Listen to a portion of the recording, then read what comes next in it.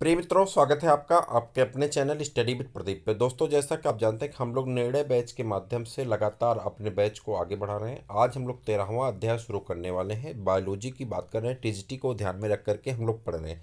ELT और PGT के लिए भी महत्वपूर्ण है। ये एनसीईआरटी की क्लासेस हैं और आज का जो अध्याय है वह है अध्याय नंबर 13, जिसमें हम लोग पढ़ने वाले उच्च पादपों में प्रकाश संश्लेषण। यह टॉपिक अपने आप में एक महत्वपूर्ण टॉपिक है और ख़ास करके यहाँ से हर एक एग्जाम में एक दो प्रश्न देखने को मिले हैं, आगे भी एग्जाम में मिलेंगे। इसी के साथ हम आपके लिए एक और सीरीज लेके आने वाले बहुत जल्द ही, जिसमें हम लोग प्रैक्टिस पेपर करने वाले हैं। तो हम आपको बताएंगे प्रैक्टिस पेपर वाली सीरीज कैसे आएगी और कैसे उसको हम लोग पढ़ने वाले हैं। बहरहाल पहले हम लोग इसके बारे में थोड़ा सा अध्ययन कर लेते हैं। उच्च पादपों में प्रकाश संश्लेषण। ठीक, यहाँ पे जो टॉपिक हमको है, हम क्या जानते हैं, पहली टॉपिक है। दूसरी, प्रारंभिक प्रयोग। तीसरी टॉपिक है आपका प्रकाश संश्लेषण कहाँ संपन्न होता है। टॉपिक नंबर 4 जो आपकी है वो है प्रकाश संश्लेषण में कितने वर्णक भाग लेते हैं। पांचवी टॉपिक आपकी है प्रकाश अपक्रिया क्या है, और उसके बाद इलेक्ट्रॉन परिवहन, और उसके बाद सातवीं टॉपिक जो है आपका एटीपी एनएडीपी कहाँ पथ बनते हैं, और उसके बाद पथ और प्रकाश श्वसन क्या है, प्रकाश संश्लेषण को प्रभावित करने वाले कारक है। इसी कारक वाले सेक्टर से आपके प्रश्न कई ज़्यादा पूछे गए हैं और अब भी पूछे जाएंगे आगे वाले आने वाले एग्जामों में। तो स्टार्ट करते हैं। आपको बताते चलें कि बहुत जल्द ही देखिए आपका जो है जीआईसी मेंस का पेपर होने वाला है। उसके बावजूद अभी आपका 10 तारीख को रिजल्ट आएगा। 13 को आपके पेपर की डेट रखी है। रिजल्ट 10 तारीख को किसका आएगा आपको पता है कि उत्तर प्रदेश विधानसभा चुनाव का। यानी विधानसभा चुनाव के रिजल्ट आने के बाद ही 3 ही दिन बाद, जबकि ये निर्धारित भी नहीं होगा कि किसकी सरकार बनेगी, कौन मुख्यमंत्री बनेगा, कौन यहाँ पे जो है मंत्रालय मिलेगा किसको, ठीक है। लेकिन उसके बावजूद आपके आयोग के कार्यक्रम जारी हो गए हैं और 13 तारीख को आपका मेंस है। ठीक, हमने बहुत पहले एक वीडियो के माध्यम से बताया था कि चुनाव के बाद आपका मेंस हो सकता है और लगभग डेट वही क्लियर हुई। हालांकि हमने 20 तारीख तक बताया था और आपका 13 तारीख को ही मेंस पड़ गया, जल्दी पड़ गया मेरे अपने सोचने के अनुसार। ठीक है, तो आपका एलटी वगैरह का भी पेपर होगा, इसलिए आप अपनी तैयारी को जारी रखें। ठीक है, सभी प्राणी जहाँ तक कि मानव भी आहार के लिए पौधों पर निर्भर है। मैंने आपसे बताया था पौधों पे जो इकोलॉजी में मैंने आपको बताया था कि 3 तरह की श्रेणी बनती है। इसे आप प्रोड्यूसर कहते हैं, और ये प्रोड्यूसर होता है, हर्बीवोरस होता है, कार्निवोरस होता है, टॉप कार्निवोरस होता है। कुछ डायरेक्ट पौधे पे डिपेंड होते हैं और कुछ इनडायरेक्ट मेथड से पौधों के ऊपर डिपेंड रहते हैं, यानी वो हर्बीवोरस को खाते हैं या तो कार्निवोरस को खाते हैं। तो वही कह रहा है कि यहाँ पे जो होते हैं सभी प्राणी, जहाँ तक कि मनुष्य भी आहार के लिए पौधों पर निर्भर करता है। क्या आपने कभी सोचा है कि पौधे अपना आहार कहाँ से प्राप्त करते हैं? वास्तव में हरे पौधे अपना आहार प्रकाश संश्लेषण के द्वारा करते हैं और अन्य सभी जीव अपनी आवश्यकता के लिए उन पर निर्भर रहते हैं। हरे पौधे अपने लिए आवश्यक भोजन का निर्माण अथवा संश्लेषण प्रकाश संश्लेषण द्वारा करते हैं, अतः इन्हें स्वपोषी कहा जाता है। इन्हें क्या कहते हैं? स्वपोषी कहते हैं। आप पहले भी पढ़ चुके हैं कि स्वपोषी संश्लेषण केवल पौधों में ही हो जाता है तथा अन्य सभी जीव जो अपने भोजन के लिए पौधों पर निर्भर करते हैं विषमपोषी कहलाते हैं। क्या कहलाते हैं? विषमपोषी कहलाते हैं। यह एक ऐसी भौतिक रासायनिक प्रक्रिया जिसमें कार्बनिक यौगिक को संश्लेषित करने के लिए प्रकाश ऊर्जा का उपयोग करते हैं। अतः कुल मिलाकर पृथ्वी पर रहने वाले सारे जीव ऊर्जा के लिए सूर्य के प्रकाश पर निर्भर रहते हैं। किस पर निर्भर करते हैं? सूर्य के प्रकाश पर निर्भर करते हैं।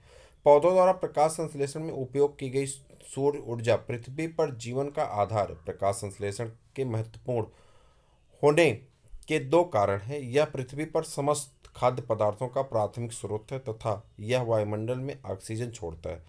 क्या आपने कभी सोचा है कि यदि सांस लेने के लिए ऑक्सीजन ना हो तो क्या होगा? क्या आपने कभी सोचा है कि सांस लेने के लिए ऑक्सीजन ना हो तो क्या होगा? इस अध्याय में प्रकाश संश्लेषण मशीनरी तथा विभिन्न प्रक्रियाओं में विषय में बताया गया है जो कि प्रकाश संश्लेषण को रासायनिक ऊर्जा में रूपांतरित करती है।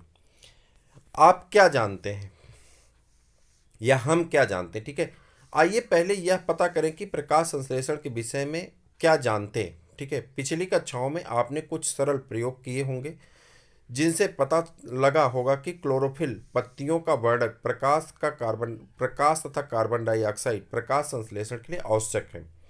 आपने शायद सबलित यानी वेरीगेट पत्तियों अथवा उस पत्ती में जिसे आंशिक रूप से काले कपड़े से ढक दिया हो, प्रकाश में रखा होगा और स्टार्च मंड बनने का ये प्रयोग आपने क्लास 9th में किया था, प्रयोग को किया होगा।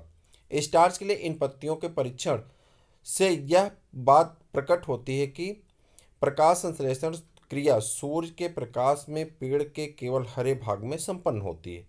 आपने एक अन्य प्रयोग आधी पत्ती से किया होगा, जिससे एक पत्ती का आंशिक भाग परखनली के अंदर रखा होगा और उसमें KOH से भीगी हुई रुई को रखी होगी। KOH कार्बन डाइऑक्साइड को अवशोषित कर लेता है, जबकि शेष भाग को प्रकाश में रहने दिया जाता है। इसके बाद इस उपकरण को कुछ समय के लिए धूप में रख दिया जाता है। कुछ समय के बाद आप स्टार्च के लिए पत्ती का परीक्षण करते हैं। इस परीक्षण से आपको पता लग जाता है कि पत्ती का जो भाग परखनली में था उसमें स्टार्च की पुष्टि नहीं की और जो प्रकाश में था उसमें स्टार्च की पुष्टि की। इस प्रयोग से यह सिद्ध हो जाता है प्रकाश संश्लेषण के लिए कार्बन डाइऑक्साइड आवश्यक है। क्या आपने इस वर्णन कर सकते हैं कि जो निष्कर्ष किस प्रकार निकाला गया? ठीक है, छोड़िए, प्रारंभिक प्रयोग में आते हैं जो आपको जानना है। इस साधारण प्रयोग के विषय में जानना काफी रुचिकर होगा और प्रकाश संश्लेषण की प्रक्रिया क्रमिक विकसित हुई होगी। बात करते हैं यहाँ पे, तो जोसेफ प्रिस्टले नाम है। ये 1770 की घटना है। कब की? 1770 की घटना है। जोसेफ प्रिस्टले ने 1770 में बहुत से प्रयोग किए, जिनमें पता चला कि हरे पौधों की वृद्धि में हवा की एक अनिवार्य भूमिका होती है। आपको याद होगा कि प्रिस्टले ने 1774 में ऑक्सीजन की खोज की थी। आपको याद होगा कि 1774 में प्रिस्टले ने ऑक्सीजन की खोज की थी। ये आपके लिए महत्वपूर्ण क्वेश्चन। प्रिस्टले ने देखा कि एक बंद स्थान जैसे कि बेलजार में जलने वाली मोमबत्ती जल्दी ही बुझ जाती है, इसी प्रकार किसी चूहे का सीमित स्थान में जल्दी ही दम घुट जाएगा। इस अवलोकन के आधार पर उन्होंने यह निष्कर्ष निकाला कि चाहे जलती मोमबत्ती हो अथवा कोई प्राणी हो जो वायु में सांस लेते हैं, वे हवा को क्षत पहुंचाते हैं। लेकिन जब उसने उसी बेलजार में एक पुदीना का पौधा रखा तो उसने पाया कि चूहा जीवित रहा और मोमबत्ती भी सतत जलती रही। इस आधार पर प्रिस्टले ने निम्न परिकल्पना की, पौधे उस वायु को क्षतपूर्त करते हैं जिससे सांस लेने वाले प्राणी और जलती हुई मोमबत्ती कम कर देती है। क्या आप कल्पना कर सकते हैं कि प्रिस्टले ने प्रयोग करने के लिए एक मोमबत्ती और एवं पौधे का उपयोग कैसे किया होगा? याद रखें कि उसे मोमबत्ती को कुछ दिनों बाद पुनः जलने की आवश्यकता होगी ताकि यह पता कर सकें कि कुछ दिनों बाद यह जलेगी अथवा नहीं। सेटअप को बिना बाधित किए आप मोमबत्ती को जलाने के लिए कितनी विधियों के बारे में सोच सकते हैं? एक वैज्ञानिक खत्म हो गया, जोसेफ प्रिस्टले। ज़्यादा याद रखने की जरूरत नहीं है, बस दूसरे वैज्ञानिक आ गए, उनका नाम याद रखिए। जॉन इंजनहाउस ने प्रिस्टले द्वारा निर्मित सेटअप का उपयोग किया, जिससे उसने उसे एक बार अंधेरे में और फिर एक बार सूर्य की रोशनी में रखा। इससे यह पता चला कि पौधे की इस प्रक्रिया में सूर्य का प्रकाश अनिवार्य है। यह जलती हुई मोमबत्ती या सांस लेने वाले प्राणियों द्वारा खराब हुई वायु को शुद्ध बनाता है।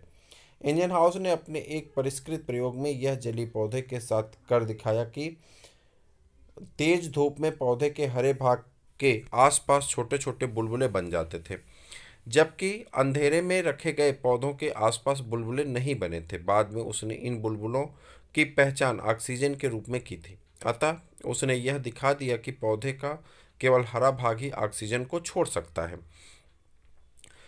1854 में से पहले यह तक इसकी जानकारी नहीं थी, किंतु जूलियस वॉन सैचस ने यह प्रमाण दिया कि जब पौधा वृद्धि करता तो ग्लूकोज शर्करा बनाती। ग्लूकोज प्रायः स्टार्च के रूप में संचित रहता है। इसके बाद के अध्ययनों में यह पता चला कि पौधे का हरा पदार्थ, जैसे कि क्लोरोफिल कहते हैं, पौधों की कोशिकाओं में स्थित विशिष्ट भाग, जैसे कि क्लोरोप्लास्ट कहते हैं, में होता है। उसने बताया कि पौधे के हरे भाग में ग्लूकोज बनता है और ग्लूकोज प्रायः स्टार्च के रूप में संचित होता है। अब आप अब आप T.W. एंजिलमैन द्वारा किए गए रोचक प्रयोग पर ध्यान दें। इससे प्रिज्म की सहायता से प्रकाश के स्पेक्ट्री घटकों को अलग किया और फिर एक हरे शैवाल क्लेडोफोरा को, जिसे ऑक्सी बैक्टीरिया के निलंबन में रखा गया था, को प्रदीप्त किया गया।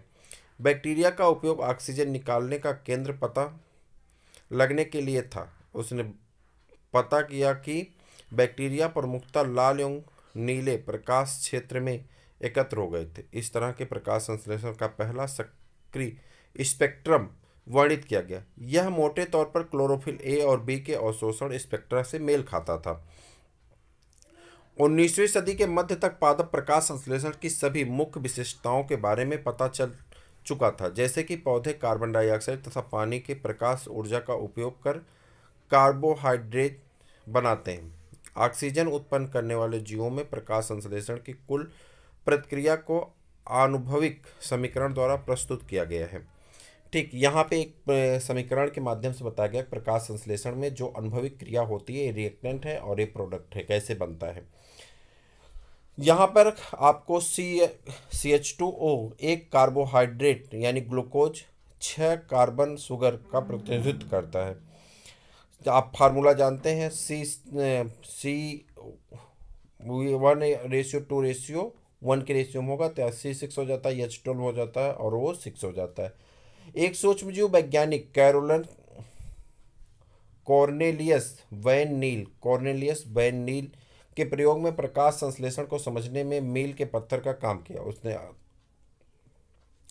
उसका अध्ययन बैंगनी यानी पर्पल और हरे बैक्टीरिया पर आधारित था। उसने बताया कि प्रकाश संश्लेषण एक प्रकाश आधारित प्रक्रिया जिसमें ऑक्सीकरण यौगिक के से प्राप्त हाइड्रोजन कार्बन डाइऑक्साइड को अपचित करके, जिसमें उसने बताया कि ऑक्सीकरण यौगिक से प्राप्त हाइड्रोजन कार्बन डाइऑक्साइड को अपचित करके कार्बोहाइड्रेट बनाते हैं, निम्नलिखित द्वारा व्यक्त किया गया। ठीक है, उसके बाद हरे पौधे में पानी हाइड्रोजन दाता होता है। हरे पौधे में पानी जो होता है H2O हाइड्रोजन दाता है और ऑक्सीकृत होकर के ऑक्सीजन देता है। पानी क्या करता है, हाइड्रोजन देता है और क्या करता है, ऑक्सीजन देता है।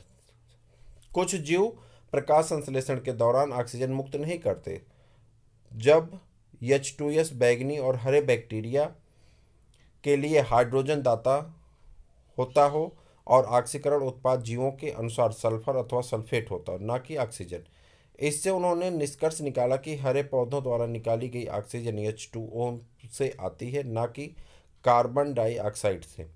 बाद में यह बात रेडियो आइसोटोपिक तकनीकी के उपयोग से सही प्रमाणित हुई। इसीलिए कुल प्रकाश संश्लेषण को प्रस्तुत करने वाला सही समीकरण इस प्रकार से हो गया: 6 carbon dioxide, 12 H2O, glucose C6H12O6 और 6 H2O और 6 ऑक्सीजन। यहाँ पर C6H12O6 ग्लूकोज का प्रतिनिधित्व करता है। जल से निकलने वाली ऑक्सीजन को रेडियो आइसोटोपिक तकनीकी से सिद्ध किया जा चुका है। यह एक एकल क्रिया नहीं है बल्कि बहुचरणीय प्रक्रम का वर्णन है, जिसे प्रकाश संश्लेषण कहते हैं। क्या आप यह वर्णन करेंगे कि उपरोक्त समीकरण में जल के 12 अणुओं का क्रियाधार के रूप में प्रयोग किया गया है? ठीक, आगे चलें। प्रकाश संश्लेषण कहाँ संपन्न होते हैं, यह टॉपिक आपको पढ़नी है।